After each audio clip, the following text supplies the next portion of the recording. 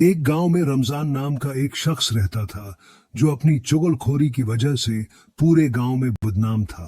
वो लोगों के दरमियान नफरत के बीज बोने और झूठे अफवाहें फैलाने में महारत रखता था।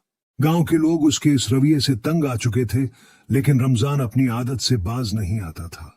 एक दिन गांव के बड़े जमींदार हाजी साहब ने एक बहुत बड़ी दावत का ऐलान किया। ये दावत गांव के तमाम लोगों को मदहू करने के लिए रखी गई थी, ताकि गांव के बिगड़े ताल्लुकात को बेहतर किया जा सके। रमजान को भी इस दावत में बुलाया गया। दावत के दिन गांव के तमाम लोग खूब तैयार होकर हाजी साहब के डेरे पर जमा हुए। रमजान भी वहां मौजूद था, लेकिन उसके दिल में एक और चालाकी थी। खाने के दौरान रमजान ने एक मंसूबा बनाया। वो अली और रशीद के करीब गया, जो बचपन के दोस्त थे, और उनके दरमियान काना फूसी करते हुए कहा, अली भाई, रशीद ने कल बाजार में तुम्हारे खिलाफ कुछ बुरा कहा था।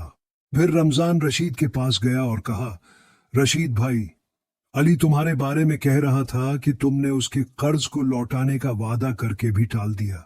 चंद ही लम्हों में अली और रशीद के दरमियान तल्ख जमलों का तबादला शुरू हो गया और बाकी गांव वाले भी उनकी बहस में शामिल हो गए। लेकिन हाजी साहब, जो एक समझदार और तजर्बाकार शख्स थे, फौरन सूरत हाल को भानप गए। हाजी साहब ने अली और रशीद से पूछा कि मसला क्या है। हाजी साहब ने मामले की हकीकत जानने के लिए दोनों तरफ के लोगों से सवालात किए, और जल्द ही ये बात वाज़ेह हो गई कि रमजान ने ही ये झूठी बातें घड़कर इन दोनों के दरमियान तनाज़ा पैदा किया है।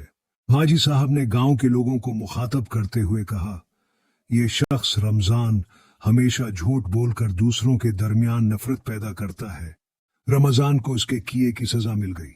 चंद महीने बाद रमजान ने हाजी साहब के पास जाकर माफी मांगी। इस दिन के बाद रमजान ने चुगलखोरी छोड़ दी और गांव में मोहब्बत और अमन कायम हो गया।